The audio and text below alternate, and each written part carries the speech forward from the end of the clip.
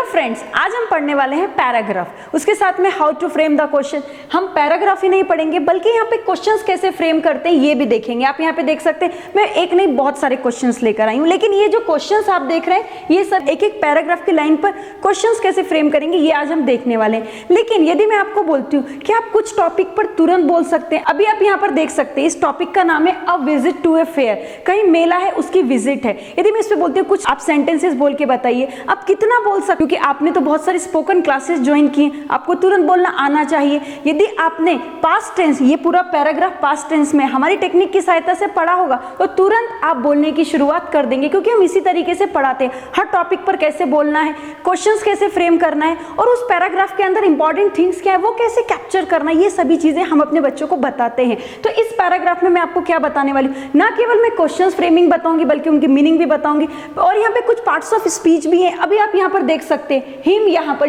जो सबसे ज्यादा अलग आपको शो हो रहा है हिम, यहाँ पे मैंने कैपिटल से क्यों लिखा है, मुझसे कुछ गलती हुई है क्या? नहीं, इसके पीछे भी एक रीजन है। तो ऐसी छोटी छोटी बातें जो होती हैं, यदि हम किसी एग्जाम में जाते हैं हमसे गलतियां हो जाती हैं, तो ये भी चीजें मैं आपको क्लियर करने वाली हूँ। तो टॉपिक का नाम है a visit to a fair. चलिए मैं आपको तुरंत बोलती हूँ, मुझे कुछ लाइन बोलकर बताइए। तो आप क्या बोलेंगे, मैम पैराग्राफ तो पढ़ने दो तभी तो हम बोलेंगे। पैराग्राफ पढ़ने की भी जरूरत नहीं, आप तुरंत इससे क्वेश्चन कीजिए ना, कहाँ का मेला है, कौन गया था साथ में, किस गांव का मेला है, कहाँ पर लगा हुआ था, कितने लोग गए थे, कितनी दुकानें लगी हुई थी, थोड़ा सा आइडिया लीजिए। क्योंकि मेले में क्या होता है, दुकानें होती हैं, बच्चे होते हैं, झूले होते हैं, तो आप इसको क्वेश्चन करेंगे तो पैराग्राफ पढ़ने की भी जरूरत नहीं रहेगी। लेकिन यहाँ पर हम क्या करने वाले, क्वेश्चंस कैसे हमें फ्रेम करना है, कितने सारे क्वेश्चन है, हर पैराग्राफ की लाइन पर क्वेश्चन है। तो चलिए हम स्टार्ट करते हैं।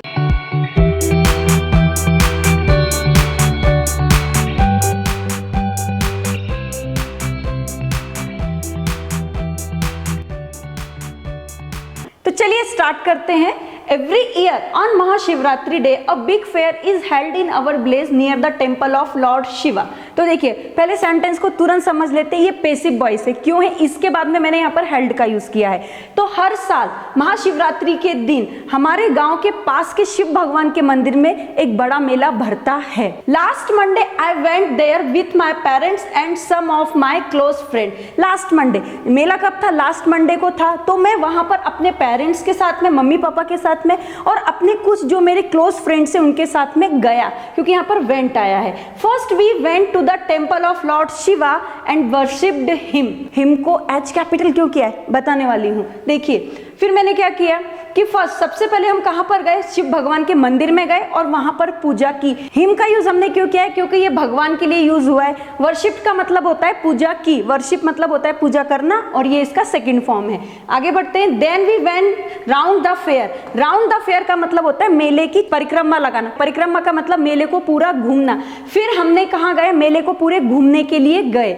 Many people from the surrounding village had gathered there for the fair. Surrounding मतलब होता है आसपास के गांव के लोग, और गैदर्ड मीन्स होता है इकट्ठा होना। बहुत सारे लोग, आसपास के गांव के बहुत सारे लोग उस मेले में इकट्ठे हुए। क्योंकि हमने यहाँ पे पास्ट परफेक्ट टेंस का यूज किया है और यहाँ पर आगे लिखा है देयर फॉर द फेयर, मेले के लिए आसपास के गांव के लोग वहां पर इकट्ठे हुए। There were many nicely decorated shop, वहां पर बहुत सुंदर सजी हुई शॉप्स थी। पास्ट टेंस से याद रखना है। It looked like a big market, ऐसा लग रहा था कि बहुत बड़ा मार्केट हो वहां पर। Then the shops were selling a variety of things, shops different type की चीजें बेची जा रही थी। चलिए आगे देखते हैं। दे वर सेलिंग टॉयज, वो खिलौने बेच रहे थे। कौन सा टेंस है, पास्ट कंटिन्यूअस टेंस है। आगे हम बढ़ते हैं। रेडीमेड गारमेंट्स, वे खिलौने बेच रहे थे, रेडीमेड गारमेंट्स बेच रहे थे। पॉट्स एंड पैन्स, पॉट्स भी, पॉट्स मतलब होता है बर्तन, पेन्स मीन्स भी बर्तन का एक टाइप होता है। स्वीट्स एंड टॉयज, मिठाइयाँ और खिलौने वे दुकानदार बेच रहे थे। देयर वर मिरर्स, वहाँ पर मिरर मीन्स होता है जिसमें हम अपनी फेस देखते हैं, आईना, वहाँ पर मिरर्स भी थे। रोप्स, बैंगल्स, बेल्स, वहाँ पर क्या क्या था, मिरर्स थे। रोप्स मीन्स रोप्स थे जिसपे हम ऊपर चढ़ते हैं। बैंगल्स मतलब होता है चूड़ियाँ थी। बेल्स मीन्स होता है घंटियाँ थी। गांव का मेला था तो ये सभी चिन्ह मिलना स्वाभाविक है। आई वॉट अ नाइस कैलिडोस्कोप, मैंने एक बहुत ही अच्छा कैलिस्कोप खरीदा। इसका मतलब क्या होता है, जो हम दूर की चीजें देख सकते हैं ना, दूरबीन, उसी प्रकार का ये होता है कैलिस्कोप। एंड आइवरी कॉम्ब, एक आइवरी कॉम्ब भी लिया मैंने जो हम बालों को कंघी करने के लिए यूज करते हैं। And A rubber frock for me, एक रबर का मैंने एक मेंढक लिया अपने लिए, क्योंकि मैं अपने लिए गया था गांव के एक मेले से खिलौने लाने के लिए। नेक्स्ट लाइन पर आते हैं, mother bought a nice ring and father bought a pair of caps. Mummy ने एक अच्छी अंगूठी खरीदी और पापा ने पेयर ऑफ कैप्स का पेयर खरीदा, जोड़ियां खरीदी। पेयर का मतलब होता है जोड़ी। अब यहाँ पर देखिए, यहाँ का एम कैपिटल है और यहाँ का एफ कैपिटल है, क्योंकि ये मेरे ही मम्मी है, मेरे ही पापा हैं, जो दुनिया में एक ही हैं, इसलिए यहाँ पर हम प्रॉपर नाउन की तरह उसको ट्रीट कर रहे हैं, इसलिए यहाँ पर मदर और फादर कैपिटल में आएंगे। अब यहाँ पे बताइए बॉट क्या है? बाय का सेकंड फॉर्म बॉट है। कौन सा टेंस होगा फिर बच्चों? ये बिल्कुल करेक्ट, ये सिंपल पास्ट टेंस होगा। आगे की लाइन पर आते हैं, we bought some sweets too. हमने कुछ मिठाइयां भी खरीदी, यहाँ पर वही चीज है, सेकंड फॉर्म है। अब हम नेक्स्ट लाइन पर आते हैं, buyers and sellers had come from far and near. बेचने वाले और खरीदने वाले बहुत दूर और बहुत पास से आए हुए थे। अब यहाँ पर देखिए, हेड के बाद में यहाँ पे वर्ब का थर्ड फॉर्म है, कम, केम, कम। अब आप मुझे बताएंगे कि ये कौन सा टेंस है? पास्ट टेंस है, लेकिन ये उसका कौन सा टाइप है, ये आपको सोच के बताना है। They were buying and selling things. वे बेच रहे थे और खरीद रहे थे, तो अलग अलग काम कर रहे थे।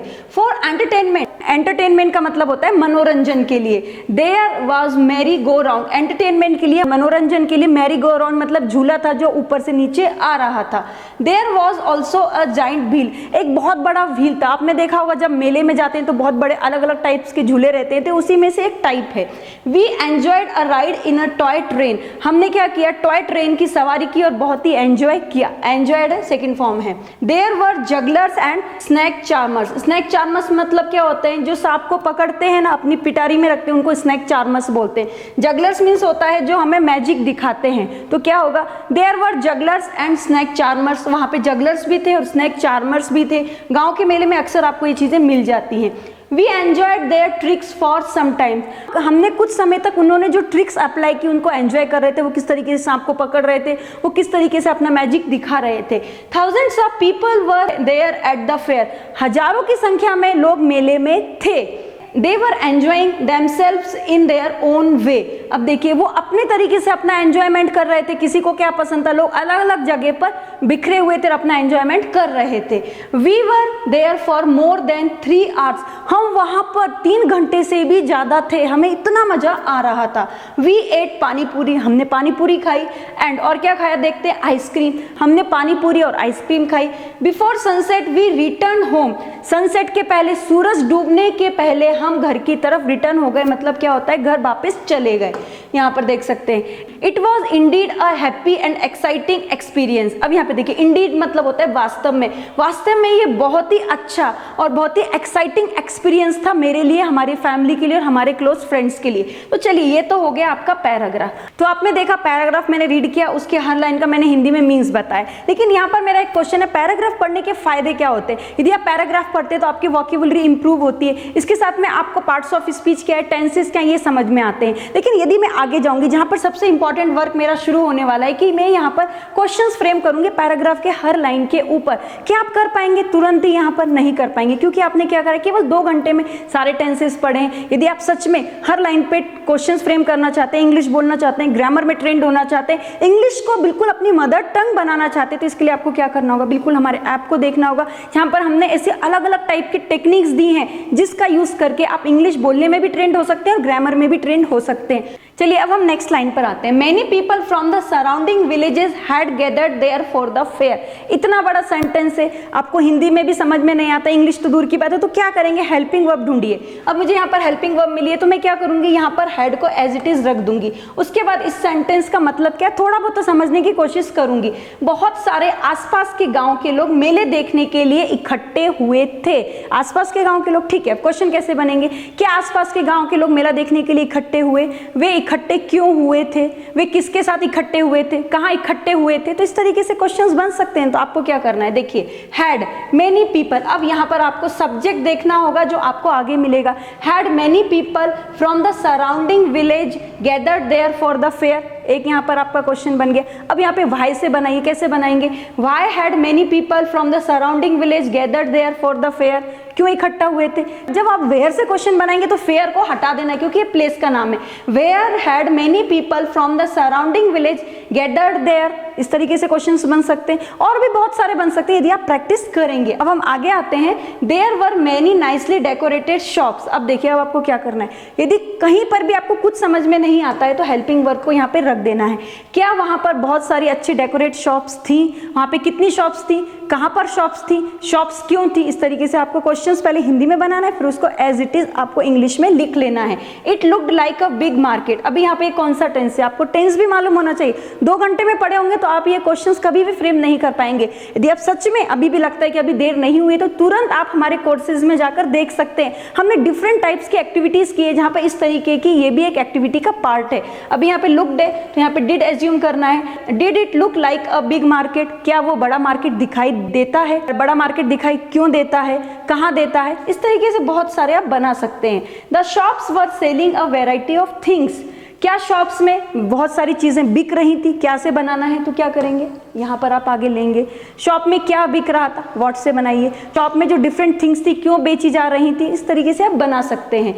दे were selling clothes, readymade, sweets and toys. अब देखिए यहाँ पर पहले वर्बल क्वेश्चन बनाइए, WH की फैमिली से क्वेश्चंस कीजिए, स्टेप बाय स्टेप आगे बढ़िए, और यहाँ तक अच्छी प्रैक्टिस हो गई है ना तो आप आगे के जो सेंटेंसेस है ना उसमें भी आप तुरंत क्वेश्चंस फ्रेम कर सकते हैं। जैसे सम डेकोरेटिव पीसेज इन अ शॉप्स अट्रैक्टेड मेनी।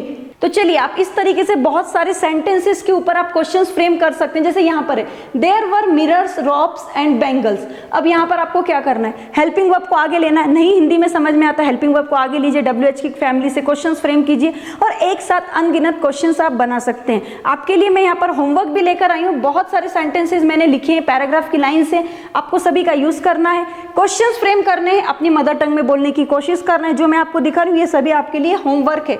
आप देख सकते हर एक लाइन को मैंने एज ए क्वेश्चंस के रूप में यहाँ पर लिया है ताकि आपकी यहाँ पे प्रैक्टिस हो सके। और यहाँ पर केवल एक ही पैराग्राफ पे मैं अपना ये वाला वीडियो खत्म नहीं करूंगी, बल्कि आगे का क्या पैराग्राफ है वो भी मैं आपको दिखा देना चाहूंगी।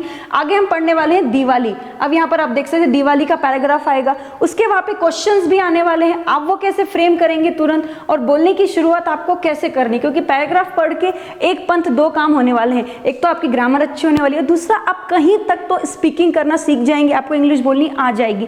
और ये सभी कॉन्सेप्ट यदि आप अच्छे से समझना चाहते हैं तो तुरंत आप हमारे कोर्सेज में जाके देखिए, जहां पर एक ग्रामर का कोर्स है A to Z grammar with writing skill का, और दूसरा है हमारा 60 to 90 डेज का स्पोकन इंग्लिश कोर्स, जहां पर आपको 4 किताबें फ्री मिलेंगी और डिफरेंट टाइप्स के स्ट्रक्चर्स मिलेंगे। आप अपनी रीडिंग राइटिंग कैसे अच्छी कर सकते हैं, टेंसेस कैसे समझ सकते हैं, और टेंसेस के साथ में पूरा ग्रामर को आप किस तरीके से समझ करके उनका यूज कर सकते हैं। तो आपको क्या करना है मैंने आपको बताया, स्टेप बाय स्टेप आगे बढ़िए, आगे के पैराग्राफ्स भी देखिए, क्योंकि more than 100 paragraph different techniques की सहायता से आपको मिलने वाले हैं। At last friends, thank you very much.